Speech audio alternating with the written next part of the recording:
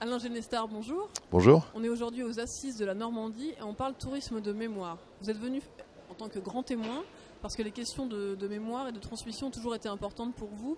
Pourquoi elles sont si importantes ?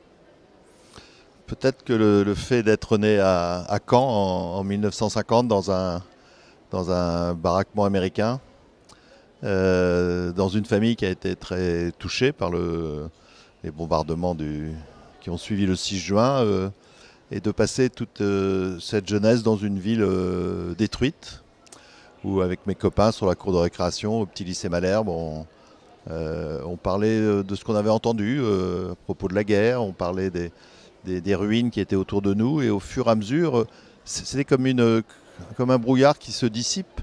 Au fur et à mesure que j'ai grandi, j'ai regardé ma ville différemment. Puis je me souviens il y a mon grand-père qui est mort dans le grand bombardement du 7 juillet, ma grand-mère qui est morte ensuite, beaucoup de membres de ma famille, et mes parents qui étaient des jeunes fiancés le 6 juin, ils se sont mariés quelques mois plus tard.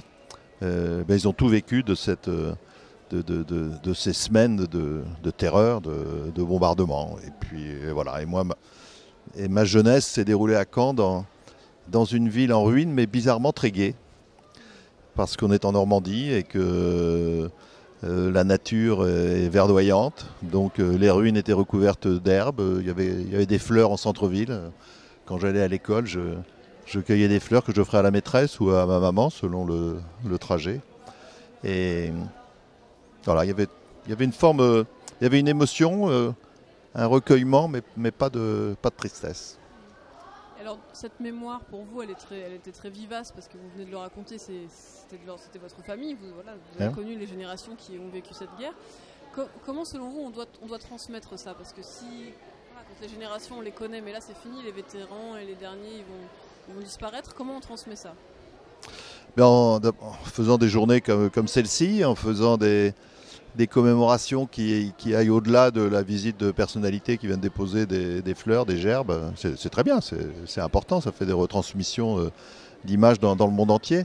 Mais je crois que c'est surtout à nous, c'est-à-dire aux habitants de cette région, on est dépositaires d'un témoignage, soit directement, mais il y en a de moins en moins, ils sont très très âgés, soit leurs enfants, donc j'en fais partie, et puis il y a des petits-enfants, et on doit vraiment raconter. Non pas ce qu'on a vu, parce qu'on est né après, mais ce qu'on a ressenti, le témoignage qu'on a nous-mêmes reçu, la façon dont on l'a reçu. Moi je crois beaucoup, enfin c'est aussi mon métier de journaliste, nous c'est l'information qui nous guide, mais il y a aussi de l'émotion on doit transmettre de l'émotion. Là j'ai sorti un livre sur Simone Veil à Auschwitz parce que je suis allé avec elle dans ce camp où elle a survécu, et j'ai voulu retransmettre à mes lecteurs toute l'émotion que Simone Veil m'a transmis à moi. Donc voilà, c'est ce genre de choses qu'il faut sans arrêt faire. Puis il faut rappeler aussi des faits, puisqu'on est journaliste, qui parmi ceux qui nous écoutent savent que la bataille de Normandie, en quelques semaines, a fait 150 000 morts et le double de blessés. Je crois que c'est des chiffres qui aujourd'hui parlent. 150 000 morts, c'est le bilan d'une guerre. Et ça a duré juste 2 mois, moins de 2 mois, peut-être 2 mois et demi. Disons, l'intensité, c'était surtout du 6 juin vers la mi-juillet. Donc dire tout cela, dire que cette ville, c'est une ville martyre, mais qu'en même temps, elle a tiré une forme de gloire de son martyre. Parce que moi, mes parents, qui ont subi les bombardements du 6 juin, et d'après le 6 juin, parce qu'on parle toujours du 6 juin, mais il y a eu le 7, le 8, etc. Et Caen a été surtout détruit dans la nuit du 7 au 8 juillet. Mes parents qui ont vécu ces moments-là, ils ont eu vraiment le souci sans arrêt d'en parler et de témoigner. Et sans doute que pour eux, c'était difficile de le faire, mais voilà, ils ont vécu avec cela, ils ont bien vécu, mais on doit toujours témoigner.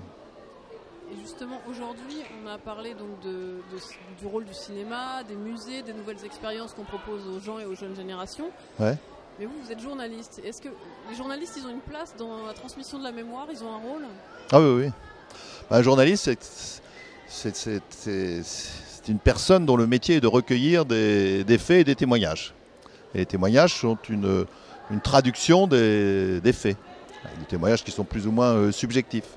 Et dans la transmission de la mémoire, c'est exactement la même chose.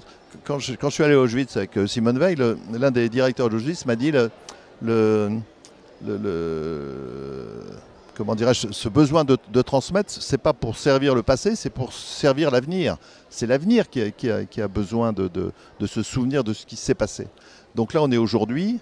Il faut penser à dans les prochaines générations. Quand on voit un sondage, il y a quelques mois, c'était en décembre 2018, un sondage de l'IFOP qui disait par rapport à la Shoah que plus de 20% des jeunes de 18 à 24 ans n'ont jamais entendu parler du génocide. Et bien pour la bataille de Normandie, c'est pareil, ils ne savent pas si c'est sous du Guesclin ou si c'est la Deuxième Guerre. Ils voient que Caen a été ravagé, mais il n'y a pas vraiment il y a une méconnaissance de l'histoire. Elle est très bien enseignée dans les écoles, mais une fois l'école terminée, on a tendance à oublier. Donc nous, voilà, on est là pour rappeler. Et puis les faits, c'est rappeler les faits, rappeler ce qui s'est passé le 6 juin, le 7 juin, etc. C'est vraiment oui, on peut le dire, c'est notre travail, mais c'est d'une certaine manière notre mission.